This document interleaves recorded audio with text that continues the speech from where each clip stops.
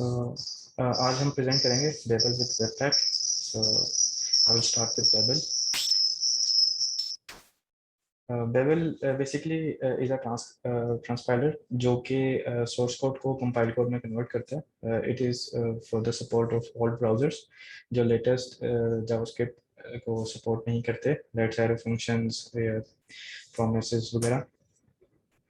सो label basically क्या करता है, ये इसके तीन काम है। एक ये चीज़ कि ये जो आपका सोर्स कोड होता है, जैसे कि रिएक्ट पे जो हम लेटेस्ट जावास्क्रिप्ट कोड लिखते हैं उसको कन्वर्ट करता है ये ES5 पे, जिसको हम ECML स्क्रिप्ट 5 भी कह सकते हैं।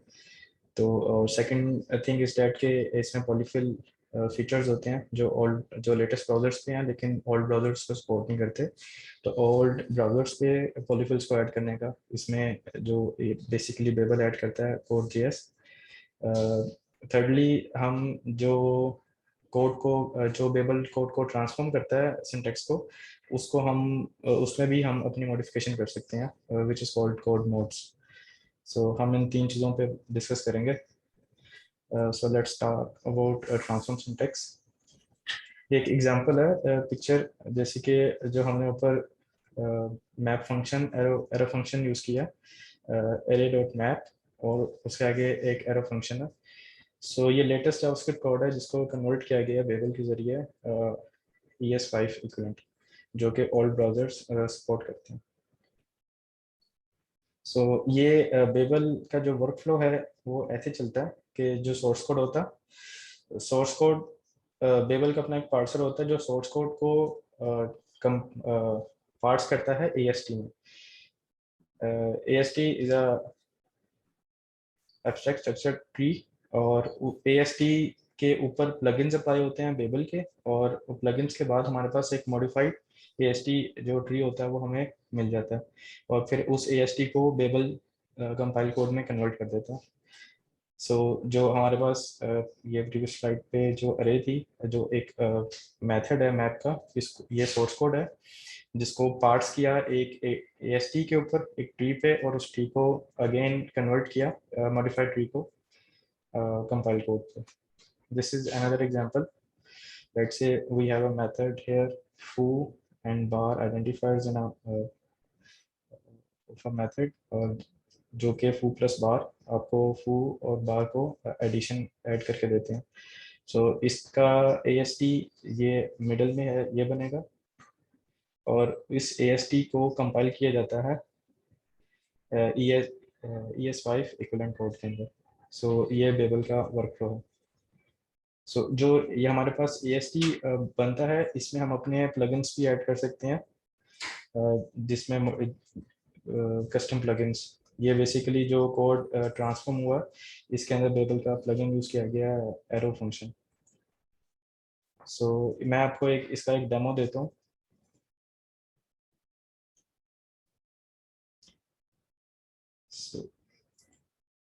सबसे पहले तो हमने मैं ऑलरेडी एक डेमो जो है वो रेडी कर चुका हूँ। हम करेंगे yarn init, इनिशलाइज करेंगे तो हमारे पास पैकेज डॉट जेसन फाइल जो है वो क्रिएट हो जाएगी, जो एम्प्टी होगी स्टार्ट में। उसके अंदर डेव डिपेंडेंसीज या डिपेंडेंसीज नहीं होंगी। तो ये करने के बाद हम बेबल इंस्टॉल करेंगे, बेबल की दो dev dependencies, which is CLI and core for compiler and CLI for the CLI support, ताकि हम बेबल की कमांड्स को अपने टर्मिनल पे यूज कर सकें। सो उसके बाद हम एक फाइल ऐड करेंगे index.js, और उससे हम ये करेंगे,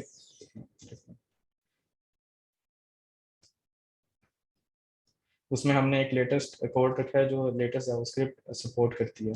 सो हम अब यहाँ पे एक कमांड चलाएंगे yarn run babel index.js।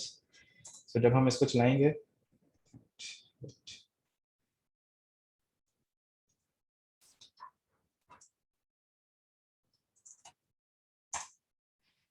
तो हमारे पास जो हमारा लेटेस्ट फंक्शन है, which is const x is equal to x, और हम फिर उसको जो भी वैल्यूज को मिलती है 2 से मल्टीप्लाई करते हैं। सो इस सिंटेक्स को ट्रांसफॉर्म कर दिया गया है ES5 इक्विवेलेंट कोड के अंदर, विच इज दिस।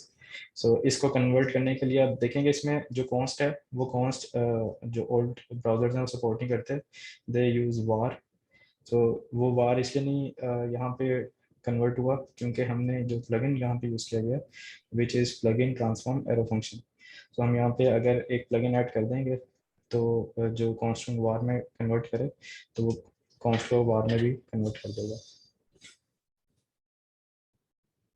तो यार ये असन ये प्लगइन्स कहाँ से हम देख सकते हैं कि जी if हमारे पास कौन से प्लगइन्स अवेलेबल हैं? जी मैं आपको दिखाता हूँ। So we have plugins here on devel.js.io और यहाँ पे हमारे पास डिफरेंट प्लगइन्स हैं। ये प्लगइन मैंने ये यूज़ किया, आप यहाँ पे डिफरेंट यूज़ कर सकते हैं। यहाँ पे हमारे पास प्लगइन की लिस्ट है। जैसे वो कहते हैं ना वार वाला जो था, अगर हम वो यूज करना चाहें तो वो भी तो हम मतलब मल्टीपल प्लगइन्स भी ऐड कर सकते हैं एक साथ। बिल्कुल मल्टीपल प्लगइन्स भी ये हमारे पास ये हमारे पास एरो फंक्शन था। एक minute. So we have blocks of scoping, classes, compute properties, restriction. Let's say spread operator. So हम जो spread operator है उसको भी convert कर सकते हैं.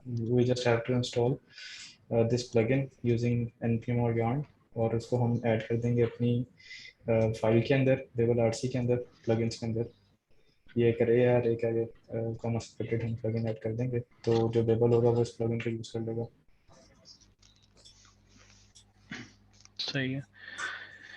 यहाँ तक किसी का कोई क्वेश्चन, कोई चीज कमेंट है तो फहद लतीफ ने हैंड रेज किया हुआ है, उससे पूछ सकते हैं। फहद आप बताएं क्या क्वेश्चन क्या? जी अस्सलाम वालेकुम। मेरा ये सवाल था कि जिस तरह ने बताया, हसन ने बताया कि हम ES इक्मास्क्रिप्ट के लेटेस्ट वर्जन में कोड करेंगे और वो उसको ES5 में कन्वर्ट कर देगा।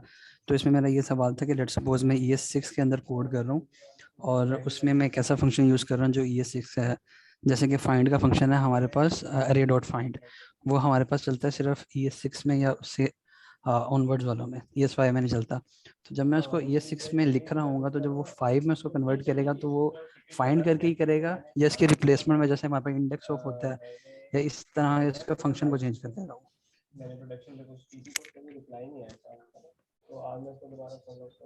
नहीं, इसको चेंज करेगा फंक्शन को, प्रॉपर फंक्शन को, बिकॉज यार जो बेबल का काम है वो ना आपका सिंटेक्स ही ट्रांसफॉर्म कर देता है, तो वो जो आपने फाइंड लिखा होगा ना उसको ट्रांसफॉर्म कर देगा। यार हसन लेट्स ट्राई, ये थोड़ा सा छोटी सी काम चीज़ है, मैं भी ट्राई कर सकते हैं। सही है। लेकिन जैसे आपकी डेमो में वो फंक्शन लिख लेते हैं और लेट्स सी कि क्या करता है।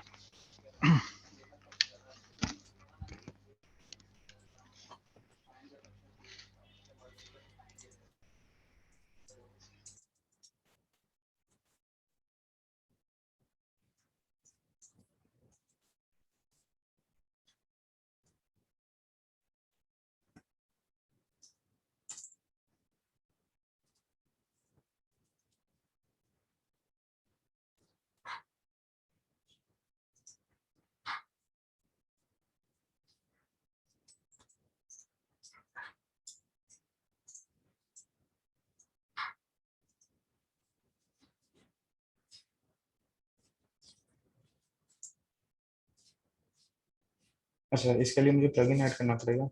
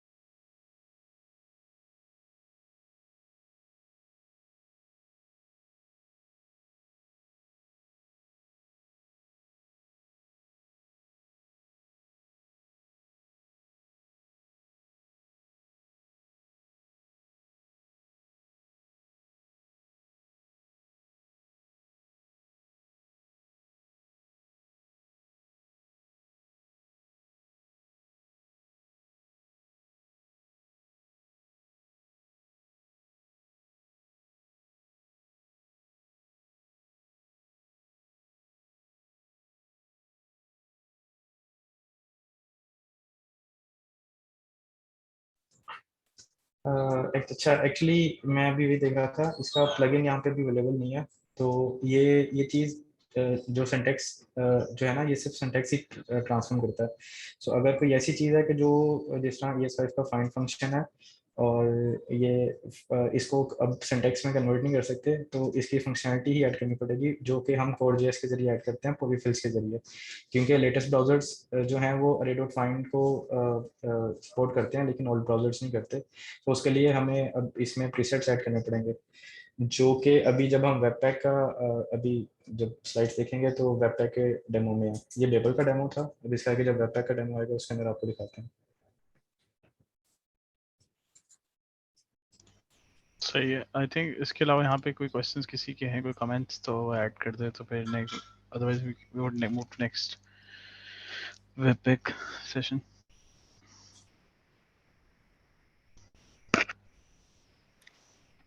आई गेस कोई क्वेश्चंस नहीं है।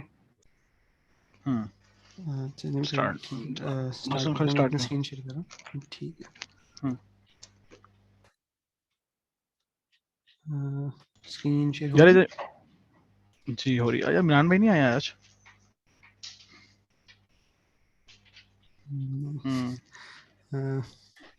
ठीक है। अच्छा, वेबपैक के साथ बेसिकली अब हम लोगों ने जो डिस्कशन अब करना है इसका, जो प्रेजेंटेशन है आगे, वो फर्दर फोकस कर रही है कि वेबपैक के साथ हम लोगों ने बेबल को किस तरह यूज़ करना है। तो उससे पहले मैं सिर्फ एक ब्रीफ सा रिव्यू करना है वेबपैक का और इसके जो कोर कॉन्सेप्ट्स हैं जो बेसिकली इसमें यूज़ हो रहे होंगे, तो उनका एक छोटा सा रिव्यू है। तो स्टार्ट वेबपैक से करते हैं। वेबपैक इटसेल्फ जो है बेसिकली मॉड्यूल बंडलर है। उससे क्या मतलब है, इसका क्या मतलब है कि हमारे पास जब भी अब हम एक वेब एप्लीकेशन बनाते हैं, हमारे पास डिफरेंट फाइल टाइप्स होती हैं, डिफरेंट डिपेंडेंसीज होती हैं। डिपेंडेंसीज का मतलब है डिफरेंट पैकेजेस हम यूज़ कर रहे होते हैं। फॉर एग्जांपल एक्सियोस हो गया या कोई, और इसके अलावा हम डिफरेंट स्टाइल लाइब्रेरीज भी यूज़ कर रहे होते हैं, या सिंपल CSS या SAS यूज़ कर रहे होते हैं। इन सब को बंडल करने के लिए, बंडल से मुराद है इन सब को एक सिंगल आप समझ लें एक आउटपुट में जनरेट करने के लिए हमारे पास वेबपैक यूज़ होता है। इसका हमें फ़ायदा क्या होता है कि बजाय इसके कि हम लोग खुद एक अपनी HTML फाइल मेंटेन करें और उसके अंदर डिपेंडेंसीज खुद ऐड करते जाएं और उनका ऑर्डर खुद मेंटेन करें और देखें कि हमें ये चीज़ें चाहिए, इस ऑर्डर में चाहिए, तो बजाय इस तरह की चीज़ों के मतलब जो डिपेंडेंसीज मैनेज करना और डिफरेंट फाइल्स को प्रोसेस करना, ये सारी चीज़ें जो है हमें वेबपैक प्रोवाइड करता है। जिस तरह ये इमेज बहुत अच्छे तरीके से हमें बता रही है कि हमारे पास डिफरेंट अपने एसेट्स हैं, जिसमें हमारे पास स्क्रिप्ट्स भी हैं, स्टाइल्स भी हैं और इमेजेस भी हैं। तो उनको ये आगे सिंपल एक स्टैटिक फाइल्स के अंदर जनरेट कर देता है। हमारी तमाम जो जावास्क्रिप्ट फाइल्स होती हैं उनका अगर हम लोगों ने एक बंडल बनाना है, मल्टीपल भी बन सकते हैं लेकिन मोस्टली हम एक बना रहे होते हैं। तो अगर हमने एक बनाना है तो एक JS फाइल आ जाएगी। इस तरह हमारे सारे स्टाइल जो हैं वो एक CSS फाइल के अंदर आ जाएंगे और जो इमेजेस हैं उनके और वो उनको भी बेसिकली जो हमारे एक बिल्ड बनता है उसके अंदर कॉपी कर देता है। तो इसके जो हमारे बेसिकली कोर कॉन्सेप्ट्स हैं वेबपैक के, वो ये हैं, जिसमें एक एंट्री है, आउटपुट है, लोडर्स है और प्लगइन्स हैं और मोड है। तो स्टार्ट करते हैं हम एंट्री से। तो एंट्री का मतलब एंट्री का बेसिक जो यहाँ पे यूज़ है वो ये है कि हम लोगों ने बताना होता है कि हमारी एप्लीकेशन जो है ना उसका स्टार्टिंग पॉइंट क्या है। स्टार्टिंग पॉइंट क्यों चाहिए होता है वेबपैक को कि इसने स्टार्टिंग पॉइंट को लेके सारा बेसिकली हमारी कोड बेस को ट्रैवर्स करना होता है। ट्रैवर्स करने के बाद ये देखता है कि ये बेसिकली डिपेंडेंसीज हैं और ये सारी फाइल्स हैं, ये मॉड्यूल्स हैं, डिफरेंट फाइल टाइप्स हैं। तो उनको देख के उनका एक डिपेंडेंसी ग्राफ बनाता है। डिपेंडेंसी ग्राफ में बेसिकली ये होता है कि ये जो हमारे डिफरेंट मॉड्यूल्स हैं या जो हमने खुद फाइल लिखी हैं, इनके लिए हम लोग को ये डिपेंडेंसीज चाहिए। और फर्दर जो इसकी अगर ऑप्टिमाइजेशन में हमें चले जाएं तो इसमें हम लोग पैकेजेस कुछ यूज़ करते हैं, लाइब्रेरीज यूज़ करते हैं जिसमें हमारे पास मल्टीपल चीज़ें अवेलेबल होती हैं। फॉर एग्जांपल लोडैश, वो एक बहुत बड़ी लाइब्रेरी है जिसके अंदर हमें मल्टीपल यूटिलिटी फंक्शंस मिलते हैं। तो इसकी एक फंक्शनैलिटी होती है ट्री शेकिंग की, कि जिसके थ्रू ये करता है कि हम सिर्फ बजाय इसके कि पूरे बंडल अपने पास एक जो वेबपैक की पूरी एक आप समझ लें जो बंडल बनता है उसके अंदर सारा का सारा लोडैश इंक्लूड करने की बजाय सिर्फ वो फंक्शन इंक्लूड कर लेता है जो हम लोगों ने यूज़ किए हैं। तो ये आगे इसकी फर्दर ऑप्टिमाइजेशन होती है बेसिकली। लेकिन इन सबको बेसिकली जनरेट करने के लिए इसको एंट्री पॉइंट चाहिए होता है, और वो हम लोग इसकी कॉन्फ़िग में बताते हैं जो हमारा ऐप का एंट्री पॉइंट होता है। अब उसको डिफाइन करने के हमारे पास 3 तरीके हैं बेसिक। एक तो ये कि हम एंट्री को एक सिंपल स्ट्रिंग दे दें, जिस तरह यहाँ एक ऑब्जेक्ट दिया हुआ है, हम एक सिंपल स्ट्रिंग दे दें। फॉर एग्जांपल ये सोर्स ऐप डॉट जेएस है, ये हमारा एंट्री पॉइंट है, हमने एक सिंपल स्ट्रिंग दे दी तो ये इसको यूज़ कर लेगा। अगर हमारे पास मल्टीपल एंट्री पॉइंट्स आ रहे हैं तो हम लोग ये कर सकते हैं कि एक अरे के अंदर वो स्ट्रिंग्स दे दें, या फिर हम ये कर सकते हैं कि हम एक ऑब्जेक्ट दे दें और हर एक एंट्री पॉइंट की बेसिकली नाम और आगे जो उसका पाथ है वो दे दें। सिर्फ ये जो ऑब्जेक्ट वाला तरीका है, ये करने से हमारे पास ये होता है कि जिस तरह अगर हमारे पास ये मल्टीपल एंट्री पॉइंट्स आ रहे हैं तो इसके आगे मल्टीपल बंडल जनरेट हो रहे होते हैं। और उसका फ़ायदा ये होता है कि मतलब जब आप ब्राउज़र पे एक्सेस करने की कोशिश करते हैं एप्लीकेशन को, तो बजाय इसके कि उस सारे बंडल्स को मतलब फेच करने की कोशिश करे, वो सिर्फ वो करेगा जो कि उसको चाहिए होंगे, जो चेंज हुए होंगे। वो किस तरह होते हैं वो हम आगे देखेंगे कि बेसिकली डिसाइड किस तरह करता है, बट बेसिक आइडिया ये होता है इसका। इसी तरह जब हम लोगों ने अब बात की कि वेब पैक हमें एक बंडल जनरेट करके देता है, तो जो जनरेट करके देता है उसके लिए हमें एक आउटपुट डायरेक्टरी बतानी पड़ती है, साथ उस फाइल का नाम भी बताना पड़ता है कि ये फाइल का नाम हमने रखना है। तो इस केस में हम लोग यहाँ पे फाइल नेम हम लोगों ने बेसिकली एक सिंटेक्स यहाँ पे यूज़ किया हुआ है, ब्रैकेट्स के अंदर नेम यूज़ किया हुआ है। इस चीज़ को हम लोग सब्स्टिट्यूशन कहते हैं। तो इस होता क्या है ये कि जिस तरह आप ऊपर देख रहे हैं हमारे पास एंट्री है, इसके अंदर 2 हमारे पास एंट्री पॉइंट्स हैं और ऐप का ये है, सर्च का ये। तो ये क्या करेगा, जब इसका बंडल बनाएगा तो जो ऐप का बंडल बनेगा वो उसका बेसिकली नाम इस तरह होगा app.js, और जो सर्च का बनेगा वो search.js होगा। और वो करता क्या है बेसिकली, जो है हमारे पास कीज़ है ना उनको एज अ नेम यूज़ करके तो उनके बंडल्स बना देता है। अब फर्दर इसमें हम लोग हमारे पास जो सब्स्टिट्यूशंस और जो हमारे पास अवेलेबल होती हैं उनमें से एक है कंटेंट हैश। वो भी हम यहाँ पे ऐड कर सकते हैं, एक मतलब name dot content hash dot JS कर सकते हैं। अब उसका फ़ायदा क्या होता है कि जब भी कोई एक नया फर्ज करें ऐप में हमने चेंज किया और उसका एक नया बंडल बना है, तो उसको डिफ्रेंशिएट करने के लिए पिछले बंडल से जो हमारी हैश है ना वो बेसिकली डिफ्रेंशिएट कर रहा होता है। वरना नाम तो दोनों का सेम ही है, पिछले बंडल का भी यही था, इस वाले का भी यही है, लेकिन जो डिफ्रेंशिएट कर रहा होता है वो बेसिकली कंटेंट हैश होता है। इसके बाद हमारे पास आ जाता है लोडर्स। लोडर्स बेसिकली क्या करते हैं कि जिस तरह अब वेब पैक जो है वो बेसिकली जेसॉन और जावास्क्रिप्ट जो है ना उन फाइल्स को बेसिकली आप कह लें कि इंटरप्रेट कर सकता है और उनको बंडल कर सकता है। लेकिन ऑब्वियसली हमारे पास इसके अलावा भी डिफरेंट फाइल टाइप्स होते हैं। जिस तरह रिएक्ट के केस में हम लोग JSX यूज़ कर रहे होते हैं, या उसके अंदर एक XML जो बेसिकली सिंटैक्स है, JS फाइल के अंदर भी हम लोग JSX यूज़ कर लेते हैं जब हम रिएक्ट यूज़ कर रहे हो। तो ये हमारे पास एक यूज़ केस है। इसके अलावा हमारे पास CSS का यूज़ केस है, SAS का यूज़ केस है, और इमेजेस हो गई या SVGs हो गई। बेसिकली जो JS या JSON के अलावा जो डिफरेंट फाइल टाइप्स हैं उनको लोड करने के लिए या उनको बेसिकली अंडरस्टैंड करने के लिए हमने लोडर्स चाहिए होते हैं।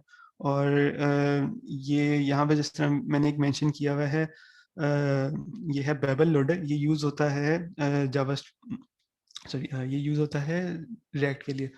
तो इसमें जिस तरह हम लोगों ने इसको डिफाइन करने का तरीका ये होता है कि हम कॉन्फ़िग के अंदर एक मॉड्यूल का ऑब्जेक्ट देते हैं जिसके अंदर हम रूल्स डिफाइन कर रहे होते हैं, और रूल्स एक अरे होता है जिसके अंदर हम बेसिकली हर एक ऑब्जेक्ट डिफाइन कर रहे होते हैं जो कि एक रूल होता है किसी मतलब एक फाइल टाइप के बारे में। जिस तरह यहाँ पे फॉर एग्जांपल हमने रैक के लिए दिया हुआ है कि JS या JSX फाइल्स जितनी भी हैं बेसिकली टेस्ट करें, जो भी हमारे पास JS या JSX फाइल हैं उनके लिए हम लोगों ने बेबल लोडर यूज़ करना है, मतलब बेबल लोडर के थ्रू उसको प्रोसेस करें। और नीचे एक हमने ऑप्शनल पैरामीटर दिया हुआ है जो अगर ना भी दें तो मतलब ये रूल चल जाता है, लेकिन इस केस में हमने दिया हुआ है। और ये कर ये रहा है कि जो हमारी कोड बेस है उसमें से नोड मॉड्यूल्स को एक्सक्लूड कर रहा है, ताकि अगर उसके अंदर JS या JSX फाइल्स हैं तो वो बेबल उनको ना ट्रांसफर करने बैठ जाए। तो इसके बाद अब हम आ जाते हैं कि हम लोगों ने वेब पैक के अंदर बेबल को किस तरह इंटीग्रेट करना है। तो उसके लिए सर अभी हसन ने मेंशन किया था कि जब हम बेबल यूज़ कर रहे होते हैं तो उसकी एक कॉन्फ़िगरेशन फाइल होती है जिसको हम बेबल RC या bevel.config भी कहते हैं। तो इसके अंदर हम लोगों ने बेसिकली बताना होता है कि हम लोगों ने बेबल के ये प्रीसेट्स या प्लगइन्स यूज़ करने हैं। प्रीसेट्स बेसिकली जो प्लगइन्स होते हैं उनका एक कॉम्बिनेशन होता है, और बेबल हमें प्रोवाइड करता है डिफरेंट प्रीसेट्स, जिसमें से एक ENV का प्रीसेट है और एक React का प्रीसेट है। और इसके अंदर बेसिकली सारे प्लगइन्स ग्रुप्ड हैं जो कि उसके लिए चाहिए होते हैं। और अगर ENV की थोड़ी डिस्क्रिप्शन यहाँ पे दूँ तो वो ये है कि वो बेसिकली मेन आप समझ लें कि प्लगइन है या प्रीसेट है, जिसके अंदर मेन प्लगइन्स हमारे हैं जो कि हमें पुराने ब्राउज़र्स को सपोर्ट करने के लिए चाहिए होते हैं। और बेसिकली उसमें अगर हम उसके फर्दर आगे देखेंगे कि हम लोगों ने अगर इंटरनेट एक्सप्लोरर 11 को भी सपोर्ट करना है और उसमें कुछ फीचर्स नहीं चल रहे, तो उनके लिए हम लोगों ने पॉलीफिल्स उस प्रीसेट को यूज़ करते हुए किस तरह ऐड करना है। ये एक छोटा सा बेबल आरसी है का एक स्क्रीनशॉट है, लेकिन इसको आगे हम डिटेल में देखते हैं। तो हम डेमो की तरफ आ जाते हैं।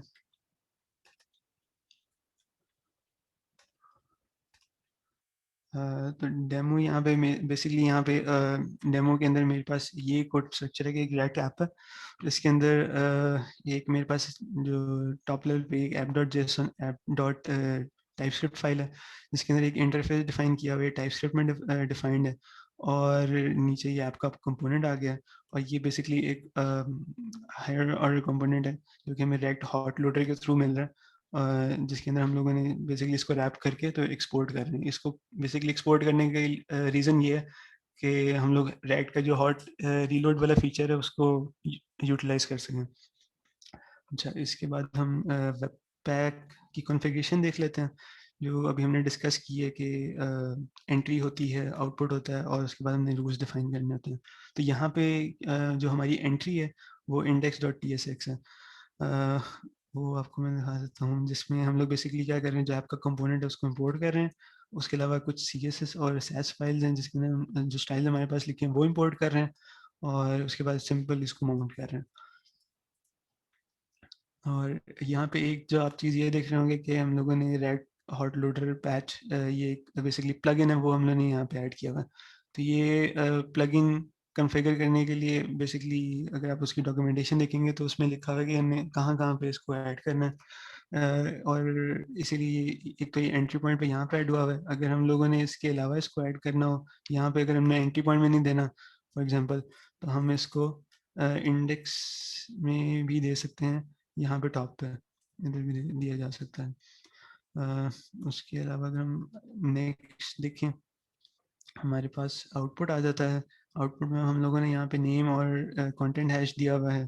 तो बेसिकली जो मेन बंडल होगा उसका, अच्छा ये जनरेट करते हैं, बेसिकली डिस्क के अंदर जनरेट हो जाएगा नेम और कंटेंट हैश के साथ। उसके बाद हमारे पास लोडर्स आ जाते हैं जो हम इस प्रोजेक्ट में यूज़ कर रहे हैं। सबसे पहले CSS के लिए लोडर है, इसमें हमारे पास मल्टीपल लोडर्स यूज़ होते हैं। CSS लोडर यूज़ होता है और स्टाइल लोडर यूज़ होता है। इसी तरह SAS के लिए हमारे पास एक एडिशनल लोडर आया था, SAS लोडर, और उसके SAS बेसिकली CSS में कन्वर्ट करता है। उसके बाद हमारे पास CSS और स्टाइल लोडर यूज़ हो जाते हैं। उसके अलावा हमारे पास SVG को यूज़ करने के लिए अलग एक लोडर होता है। और फिर हमारे पास ये एक मेन पार्ट आ गया जहाँ पे हम लोगों ने बेसिकली बेबल को इसके अंदर इंटीग्रेट करना है। तो बेबल भी अपना एक लोडर प्रोवाइड करता है, जिसके थ्रू बेसिकली वो ट्रांसपाइल करता है कोड, और वो आगे फिर बंडल होता है। तो यहाँ पे हम लोगों ने बेसिकली इसका रूल इस तरह डिफाइन किया हुआ है कि जो भी हमारे पास JS या JSX या फिर टाइपस्क्रिप्ट की फाइल्स हैं, उनके लिए हमारे पास बेबल लोडर यूज़ हो रहा हो। और इसका ऑर्डर बेसिकली इस तरह है कि ये TS loader basically dedicated TypeScript का लोडर है। अगर हम लोगों ने बेबल के अलावा करना हो तो हम ये यूज़ कर सकते हैं, लेकिन बेबल इटसेल्फ भी प्रोवाइड करता है, इसके अलावा भी सपोर्ट प्रोवाइड करता है, वो भी हम देखते हैं कि किस तरह हो सकता है। लेकिन फॉर द टाइमिंग हम पहले इस तरह कर रहे हैं कि TS लोडर यूज़ कर रहे हैं, फिर उसके बाद हम बेबल लोडर यूज़ कर रहे हैं। अच्छा, बेबल जब इसको ट्रांसपाइल करता है तो उसको बेसिकली bevel.rc भी चाहिए, ताकि वो देखे कि कौन से प्रीसेट्स उसने या कौन से प्लगइन्स उसने अप्लाई करने हैं कोड के ऊपर। तो उसके लिए हम bevel.rc पे चले जाते हैं। ये फाइल जो हमारे पास रूट में ही पड़ी हुई है प्रोजेक्ट के। अच्छा, तो यहाँ पे अब हम लोगों ने दो बेसिकली मेन चीज़ें होती हैं इसमें, एक तो प्रीसेट्स होते हैं और एक प्लगइन्स होते हैं। तो ये भी अब डॉक्यूमेंटेशन को फॉलो करते हुए यहाँ पे भी हम लोगों ने रेड हॉट लोडर का बेसिकली प्लगइन देना होता है बेबल को।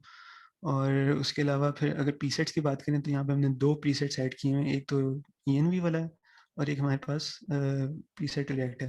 तो इसके अंदर बेसिकली सारे वो प्लगइन्स इन्वॉल्व हैं, वो इंक्लूडेड हैं जो कि हमें रिएक्ट को बेसिकली जो डायरेक्टली JSX है उसको ES5 में कन्वर्ट करने के लिए चाहिए। उसके बाद हमारे पास ये ENV का प्रीसेट है। ये बेसिकली मेन एक आप समझ लें कि प्रीसेट है जो कि हम लोगों ने हर दफ़ा यूज़ करना होता है ताकि हम लोग ओल्डर ब्राउज़र्स के लिए सपोर्ट प्रोवाइड कर सकें। जिसमें अगर हम फर्दर इसके ऑप्शंस आगे देखें तो ऑप्शन में हम लोगों ने ये डीबग टू दिया हुआ इसका बेसिकली ये फंक्शन होता है जो भी आप पॉलीफिल्स यूज़ कर रहे होते हैं ना वो कंपाइलेशन के टाइम आपको बता देता है कि ये प्लगइन्स यूज़ हो रहे हैं, ये पॉलीफिल्स यूज़ हो रहे हैं। दूसरी चीज़ ये है, मेन चीज़ ये है कि हम लोग यहाँ पे Core.js का पॉलीफिल यूज़ कर रहे हैं इसके अंदर। इससे पहले अगर हम बात करें कि पॉलीफिल्स किस तरह बेबल सपोर्ट करता था, वो बेसिकली यही था कि बेबल का एक पैकेज था @bevel/polyfill का। वो पॉलीफिल का पैकेज यूज़ होता था, लेकिन अब उन्होंने उसको डिप्रिकेट कर दिया है Core.js कोई सपोर्ट में। तो अब अगर हम लोगों ने इसके अंदर अब अगर हम लोगों ने इसके अंदर पॉलीफिल यूज़ करना है तो उसका ये तरीका है। और इसमें जो ज़्यादा नोट करने वाली बात ये है कि हम लोगों के पास एक ये ऑप्शन होता है यूज़ बिल्ट-इन्स का। ये इसकी जो वैल्यू है बहुत मैटर करती है पॉलीफिल्स डिफाइन करते हुए। अगर तो ये फ़र्ज़ करें यहाँ पे यूसेज की जगह एंट्री होती तो मुझे पॉलीफिल यहाँ Core.js डिफाइन करने के बजाय जो मेरी एंट्री है बेसिकली index.txt यहाँ पे टॉप पे मुझे बेसिकली एक दफ़ा इंपोर्ट करनी पड़नी थी Core.js ताकि Core.js इंपोर्ट करनी पड़नी थी। उससे अच्छा उसका नुकसान हमारे पास क्या होता है, उससे हमारे पास बंडल साइज़ जो है वो बहुत ज़्यादा बढ़ जाता है। जबकि अभी जो हम लोग ऑप्शन यूज़ कर रहे हैं वो है यूसेज। इससे ये होता है कि हमें एक्सप्लिसिटली खुद नहीं डिफाइन करना पड़ता कि हम लोग Core.js को इंपोर्ट करें। और होता ये है कि ये पूरी ऐप को जब बेसिकली ट्रैवर्स कर रहा होता है बेबल, तो जहाँ-जहाँ पे इसको लगता है कि इसको बेसिकली पॉलीफिल यूज़ करना है, ये ओल्डर ब्राउज़र्स की सपोर्ट के लिए यहाँ पे जिस तरह अभी हम फाइंड का फंक्शन दे रहे थे उसके लिए पॉलीफिल यूज़ करना है या सॉरी प्लगइन यूज़ करना है या पॉलीफिल यूज़ करना है तो वो बाय डिफ़ॉल्ट खुद ही कर लेता है। हम लोगों को एक्सप्लिसिटली कोई उसको बताने की ज़रूरत नहीं पड़ती कि Core.js इंपोर्ट करो या Core.js इंपोर्ट करें या उसके लिए एक जो भी स्पेसिफिक हमें पॉलीफिल चाहिए या फीचर चाहिए ओल्ड ब्राउज़र्स की सपोर्ट के लिए वो इंपोर्ट करें सॉरी। तो ये एक तरीका है। और इस तरह हम लोग बेसिकली बेबल यूज़ कर रहे हैं। अब जिस तरह अभी आप लोगों ने यहाँ नोट किया होगा कि यहाँ पे हमारे पास बेबल का एक प्रीसेट है टाइपस्क्रिप्ट के लिए।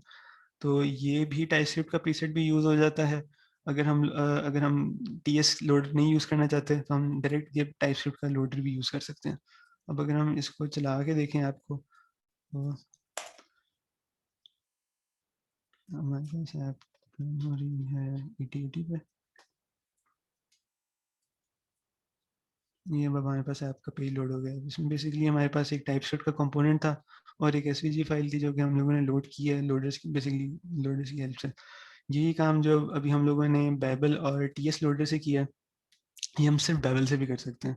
अगर हम TS लोडर यहाँ पे हटा दें जो कि टाइपस्क्रिप्ट का लोडर है, ये हटा दें और बेबल RC में जो हम लोगों ने प्रीसेट दिया हुआ है टाइपस्क्रिप्ट का वो यूज़ कर लें तो ये बेसिकली उसके थ्रू भी चला लेगा। उसके थ्रू भी हमारे पास आ गया है।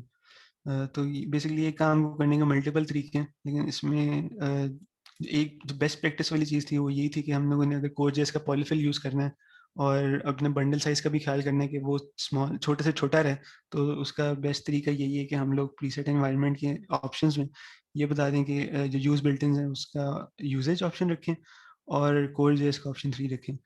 जो डिबग का ऑप्शन है वो शायद मैंने बता दिया है कि वो हमें ये बताता है कि हम कौन से प्लगइन्स यूज़ कर रहे हैं कंपाइलेशन के वक्त। तो ये बता देता है। और इसके अलावा अगर हम यहाँ पे देखें कि हमारे पास यहाँ पे कुछ वेब पैक के भी प्लगइन्स यहाँ पे यूज्ड हो रहे हैं, जिसमें से एक हमारे पास ये HTML वेब पैक प्लगइन है। और ये प्लगइन बेसिकली क्या करता है कि अगर फर्स्ट करें मैं इसका बिल्ड बनाना चाह रहा हूँ बिल्ड डेव, ये डेवलपमेंट बिल्ड है। अगर हम इसके package.json देखें तो ये बेसिकली कमांड क्या कर रही है, वेब पैक को डेवलपमेंट मोड में चला रही है। डेवलपमेंट मोड में चलाने से ये होगा जो हमारी डिस्क फोल्डर है इसमें हमारे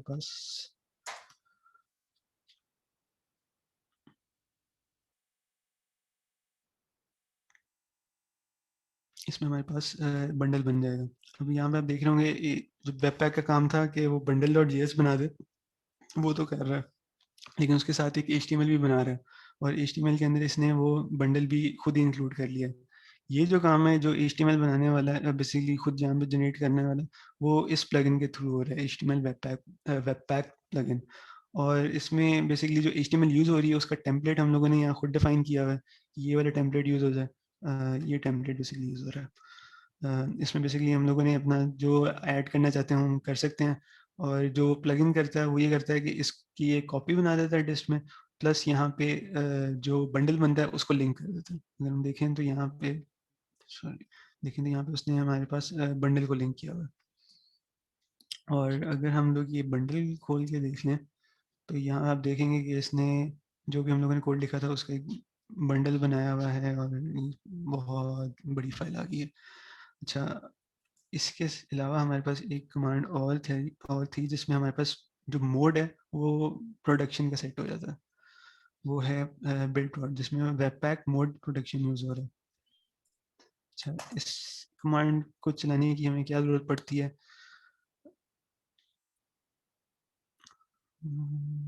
बंडल हो गया, अब ये बंडल जनरेट हो गया। अब इस फाइल में अगर हम पिछली फाइल में जो एक आप समझ लें डिफरेंस नोट कर रहे हैं, वो ये है कि ये कंप्रेस्ड मिनिफाइड है और ये अगलिफाइड है। मतलब इसमें ई वेरिएबल्स यूज हो रहे हैं नाम के तौर पे, और स्पेसेस रिमूव करके ट्रिम किया हुआ है, और बेसिकली मिनिफाइड है। तो ये basically one of the optimisations है जो कि हमें वेबपैक के प्रॉड मोड को यूज करते हुए बिल्ड बनाने में मिलती हैं। अब अंडर द हुड वेबपैक इस तरह की बहुत सी ऑप्टिमाइजेशंस प्रॉड मोड के ऊपर अप्लाई करते हैं, लेकिन अगर हम लोग खुद ऑप्टिमाइजेशंस ऐड करना चाहें तो हम वो खुद भी कर सकते हैं। वेबपैक की कॉन्फ़िग में ऑप्टिमाइजेशंस का एक ऑब्जेक्ट दे के, तो वहाँ पे हम लोग खुद भी ऑप्टिमाइजेशंस को फर्दर ऑप्टिमाइजेशन भी इसको दे सकते हैं। तो और इसके अलावा एक ये प्लगइन है जो मैं यूज़ कर रहा हूँ। इस प्लगइन को यूज़ करने का बेसिकली ये रीज़न है कि जब हम लोग बिल्ड बनाते हैं, चाहे वो डेवलपमेंट हो या दूसरा प्रोडक्शन का, तो यहाँ पे हमारे पास जो पहले फाइल्स बनी हुई हैं वो डिलीट नहीं होती। Webpack basically new file generate करता है और index.html के अंदर जो नया बंडल है उसको लिंक कर देता है।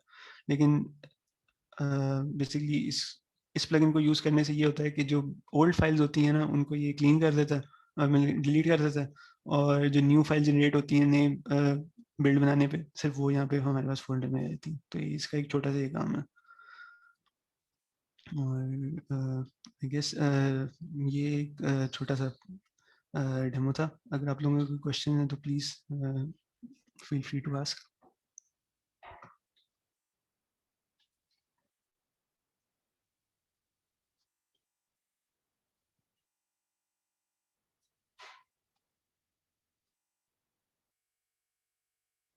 हेलो, आवाज़ आ रही है? जी आ रही है आवाज।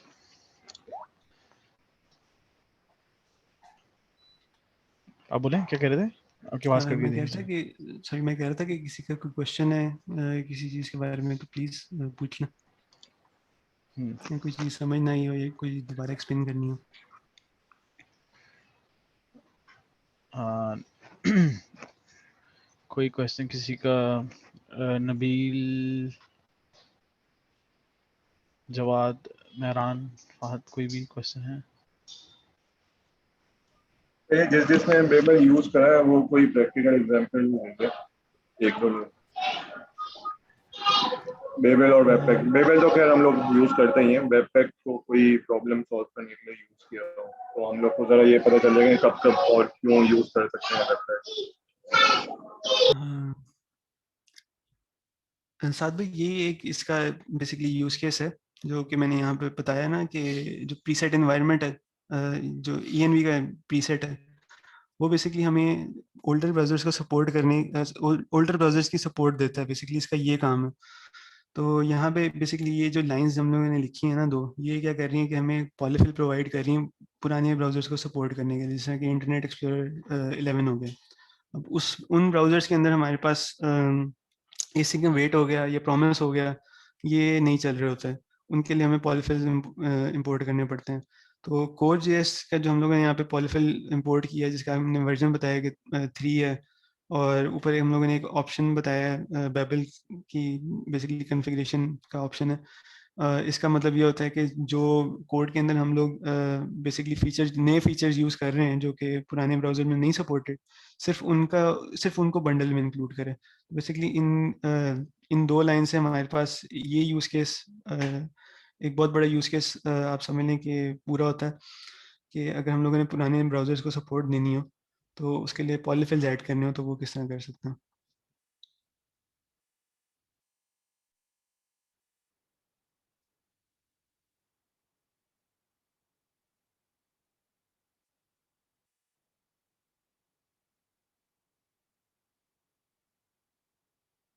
किसी और का कोई क्वेश्चन है किसी कॉन्फ़िगरेशन के बारे में, या कोई चीज़ समझ नहीं आई कि ज़्यादा तेज़ी से हो गया या कुछ स्किप हो गया?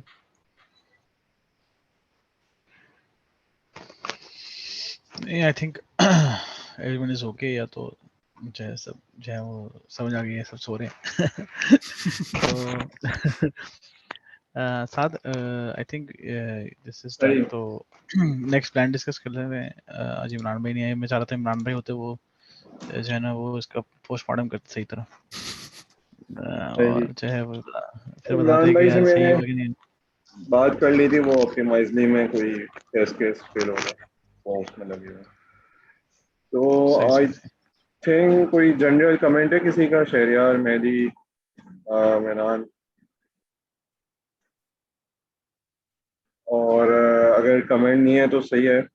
आई थिंक मेहदी, तुम्हारे साथ किसने बॉयलर प्लेट का काम शुरू किया था, तो उसकी ग्रुप बना लो। मुझे याद नहीं है बाकी 2 लोग कौन थे, तो उस पर कुछ रिएक्ट या रेपोजिटरी वगैरह बना लो, या मुझसे वो रेपो का एक्सेस ले लो, वो काम पैरेलल में स्टार्ट कर दो। हाँ, एक्चुअली मुझे भी उन 2 बंदों का नाम नहीं पता, ना ही किसी ने मुझे रीच किया था, तो आई एम नॉट श्योर। सही, चलो तुम ग्रुप पे फिर मैसेज छोड़ दो। ठीक है, फिर आई थिंक खत्म करते हैं। तो मेरी तरह तुम ग्रुप पे मैसेज लिख देना कि मैं ये इस काम के लिए और कौन 2 लोग इंक्लूडेड है, उसको देख लो। सही। ओके जी, अल्लाह हाफिज़। अल्लाह हाफिज़, अल्लाह हाफिज़, अल्लाह हाफिज़। Thank you everyone.